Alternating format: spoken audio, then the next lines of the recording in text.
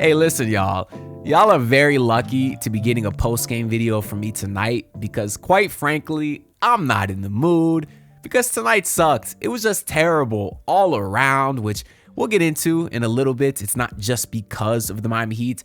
Although tonight wasn't great, certainly not at all, but it is the last night with Heat basketball for like another 5 days. So I figured the least I could do is sit down here and talk a little bit of basketball with y'all before the regular season officially kicks off next week on Wednesday, October 22nd against the Orlando Magic, where right now on FanDuel, the sponsor of today's video, you can get the Miami Heat money line at plus 290. I will be throwing a little bit of action on that because it's juicy odds, and I will be in attendance. I'll be driving up to Orlando for that game, and I'm pretty excited about it. Although maybe I shouldn't be, because this is not a very exciting team. But we'll get into the Heat, in a little bit, in just a couple of minutes, because that's not really why tonight sucked, at least not why it sucked the most.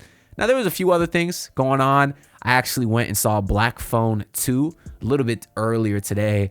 We already had the tickets, and I knew there was a lot going on tonight between the Heat and the Hurricanes, but I said, okay, I'll catch up on all that stuff afterwards. So I watched some of the Hurricanes game, and then I watched the movie. Then I got home, watched the rest of the Hurricanes game, and then I watched the Heat game. That's why this post-game video is getting out a little bit later than usual. But anyways, that Hurricanes game sucked, man. And I'm kind of heartbroken over it. Now, maybe I shouldn't be surprised because the Hurricanes do this every single year. But, oh, it hurts, man. After having just such an amazing run to start the season, you're beating rival after rival. You're kicking FSU's ass. You got a bye week, and you want to come out the bye week and look great. And they look the worst they have all season. Defense couldn't tackle anybody. Carson Beck throwing 4 picks. Now, I know all of them weren't his fault, but still, he's out there in the media saying that. I just got to listen to some of the post-game press conference, and Carson Beck definitely took a lot of blame. But he also said that the wrong route was ran on that 4th interception.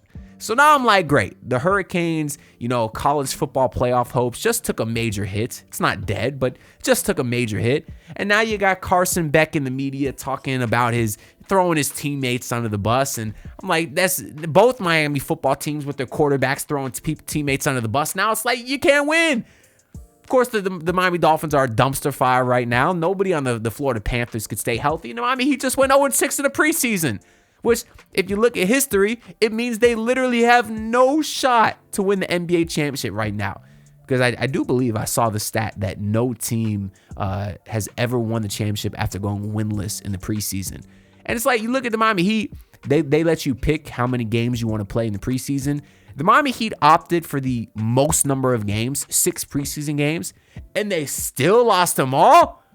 Not to mention that the last time the Heat had a winless preseason, it was back the season that they ended up winning 15 games. So let's hope history doesn't repeat itself there. But anyways, I do want to talk about the Miami Heat a little bit. I'm definitely not doing a Hurricanes postgame. That ending just made me sick. If I was home, and I got to watch all of it live, I probably would have sat down here and get a video. But because it's already so late, it's almost midnight here. I'm not gonna even bother talking about that game any more than I did right here. But as far as the Miami Heat, it was a bit interesting to see that we did see what I'm going to call the projected starting lineup start this game. Same that we saw for the previous couple of games, except instead of Drew Smith, you got Davion Mitchell, which is kind of what we all expected. I know there's been some rumblings that maybe the Heat would start Drew Smith just because Davion came into training camp a little bit banged up. And I wouldn't be shocked because we know how much Spo is obsessed with Drew Smith. Because Davion Mitchell is a better Drew Smith. So there really should be no surprise there, which is why I definitely think he's a lock to start with Tyler out. Of course, Norman Powell, who's continued to play well. And then you had Wiggins, Bam, and Ware. Of course, there's still a lot of questions in that front court. It was looking like for a while when Jovic was healthy, Spo was going to lean Jovic. I wonder if this injury kind of changes, some of that. I do believe Jovic will be ready for the start of the regular season. I haven't heard anything different. But it's not a good sign he missed the last couple of preseason games. But Khalil Ware has obviously looked really good. His pairing next to Bam wasn't great in the last game versus the Hawks, which is why I do think that Spo wanted to give all the starters a run tonight against the Grizzlies. That's why I was surprised, because I kind of assumed that last game would be their dress rehearsal and they would kind of get tonight off. But maybe because that starting group didn't look so well last game, versus the Hawks, Spo decided to give them one more chance. And they looked okay, you know. I mean, they were kind of neck and neck with the Grizzlies bench for a little while, although it wasn't the Grizzlies bench the entire game. Like, Jaren Jackson played pretty much the same minutes as Bam, around 25, 26 minutes. And it was definitely Bam's best game of the preseason. So it was nice to kind of see him get a little bit of a confidence booster going into the regular season. But that part we shouldn't be surprised about, because if there's one thing we know, it's that he always dominates that fraudulent DPOY, Jaren Jackson Jr. One of my favorite things in sports is anytime Bam goes against someone like that, he purposely tries to cook him. And there's no reason we can't get that level of Bam every single night. There's no reason we can't get it. His lack of aggressiveness is still very frustrating, you know? I kind of want to clarify that too, because although Bam's had a rough preseason, I've said multiple times that I'm not really concerned, you know? Like, I listened to the Locked On podcast, and I think David Ramil was the one who said he's pretty concerned with Bam's performance, and Wes Goldberg said he wasn't concerned, you know? And I lean more towards Wes, because at this point of Bam's career, he's been in the league, what, 8 years? You know, is it 9 years already? Has it been 9 years? I forget, 2017. Yeah, I think it's been 9 years now. God damn. Wow, we're old. Anyways, we know what Bam is at this point. You know, he's never going to be your top scorer. He's never going to be a high 20-plus point per game guy. He could be a guy who could get you 18, 19 points a night, I think. He is what he is in that regard, and I think he'll get back to that this season. I don't think we're going to see some major leap from Bam offensively. That's why I said I wasn't concerned. However, there's a lot of people out there who don't like Bam Adebayo, a lot of Heat fans who think that extension is way more than he's worth, and that part I agree with. You know, I have my guy Christian in the comments. He heard me say that I still believe in Bam and took it as me like defending Bam.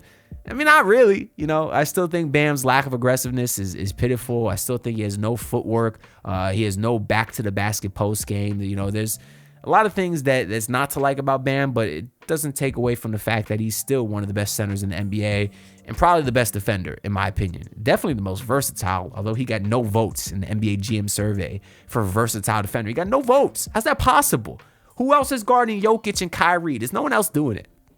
Anyways, I do think Bam will have a fine regular season. And if he can play as well the whole season as he did to end last year, I think that's as good as we can expect, and I'll take it. Is it going to be worth the $50+ million when his extension kicks in next season?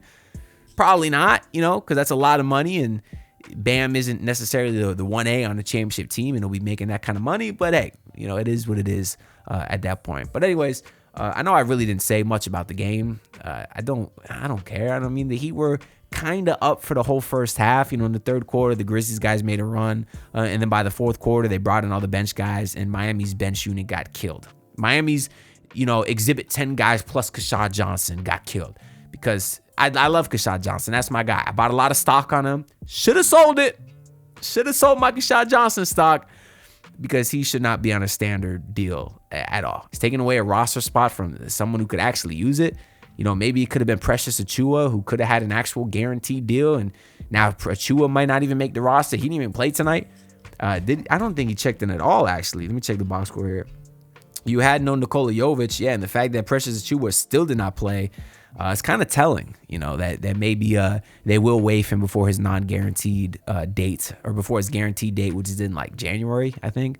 So the Heat still have time there with regards to Achiuwa, but not looking so positive for him in that regard. But yeah, the game wasn't particularly close.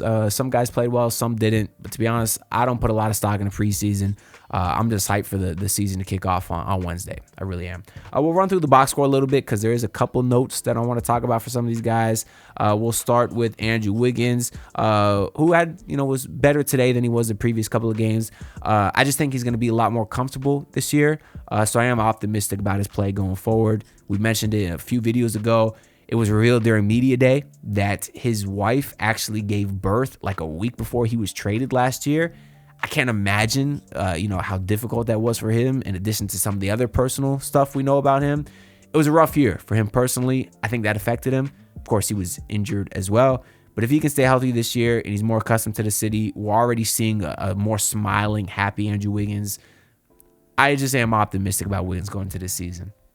We talked about Bam Adebayo, his official numbers tonight, 23 points, 8 rebounds, and he hit a couple of threes today, 2 of 6. 6 threes for him. That is a lot, especially when he only took 17 shots. 6 of them were threes. but he got to the rim a couple times as well. And then Khalil Ware today, I believe now he's finished every single preseason game with double-digit rebounds. Tonight he had 14 rebounds to go along with 20 points, and he posterized Jacques Landale. Oh, it is so fun to watch Khalil Ware just put up hook shots and then get his own rebound and dunk on dudes' heads. Another one of my favorite things in the sport. And Khalil Ware started to dominate these other DPOY candidates too. We've seen it on Wemby multiple times. We've seen it on Jaren Jackson. I know there's some questions about whether Ware has the dog in him, but if you taking these matchups personal against these so-called vaunted defensive stalwarts, that tells me you got the dog in you, Khalil Ware. It tells me you got the dog in you. Although, again, he was being guarded by Jacques Landale for a lot of tonight. But in Santi Aldama, who's like 7 feet tall and weighs less than me, which I don't know if that says something about me or says something about Santi Aldama. But either way, you got Norman Powell, who's had a really fun preseason. 23 points, 6 assists for him tonight. It'll be a fun watch. I really enjoyed watching his crafty, finishes at the rim and just being able to take it to the paint. Why did I just get a text that said, would you look at that? Precious Achiuwa was just waived in the middle of this recording. What else we got here? Jameer Young is not cut. It's a candidate to fill the two-way spots. He'd also waive Ethan Thompson, Dane Danger, and Bezm Bang, who I actually wanted to make a video on, but I didn't have time to do that. But interesting. Okay, we'll read up on some of these cuts later. Maybe we'll make another video about the final roster in a day or two. I actually have a lot of plans for what I want to do for the next 5 days. I'm going to make some prediction videos, overall NBA ones, Eastern Conference, Western Conference. Going to do some Heat bold takes. And also I'm going to do a video reacting to y'all bold takes. I already put a tweet out and I put a post out on YouTube community shorts. So, make sure y'all reply to that or reply to this video and let me know some of your Heat bold takes so I can react to them in a video in the upcoming week. So drop your comments down below. But anyways, we were talking about Norman Powell.